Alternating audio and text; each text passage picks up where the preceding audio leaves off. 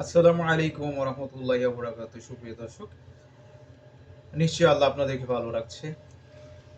যে যেখান থেকে ভিডিও দেখছেন সবাইকে অসংখ্য ধন্যবাদ।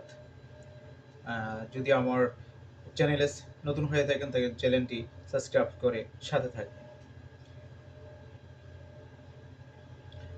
আজকে আপনাদেরকে আমি একটা হাদিস শোনাবো। হাদিসটি রাসূল সাল্লাল্লাহু আলাইহি সাল্লাম বলেন, এক ব্যক্তি আরজ করল, হে আল্লাহর রাসূল, ইসলামে বিধিবিধান আমার জন্য বেশি বেশি হয়ে গেছে। কাজেই আপনি আমাকে এমন একটি বিষয়ের খবর দিন যা আমি শক্ত করে আঁকড়ে ধরব।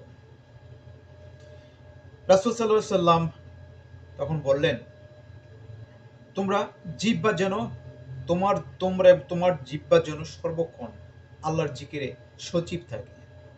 সম্মানিত বন্ধুরা, আপনার হাদিসটা শুনছিলেন।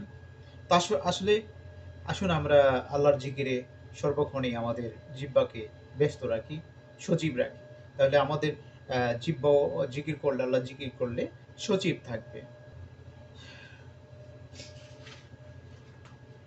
সুপ্রিয় দর্শক, এখানে আরেকটা হাদিস না বললেই নয়। আয়েশা রাদিয়াল্লাহু তাআলা আনহুমার কাছ হতে বর্ণিত।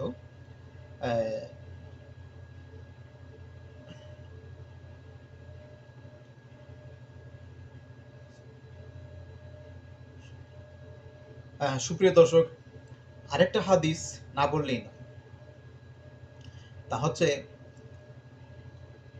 হযরত আয়েশা রাদিয়াল্লাহু তাআলা আনহুমার বলেন হতে বর্ণিত।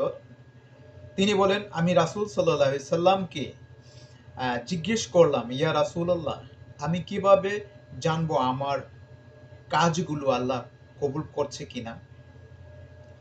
রাসূল সাল্লাল্লাহু আলাইহি সাল্লাম বলেন, যদি তুমি দেখতে পাও যে তোমার ভালো কাজের প্রতি আগ্রহ বাড়ছে এবং গুনাহ থেকে দূরে থাকার চেষ্টা করছো, তাহলে বুঝে নিও যে আল্লাহ তোমার আমল কবুল করছেন।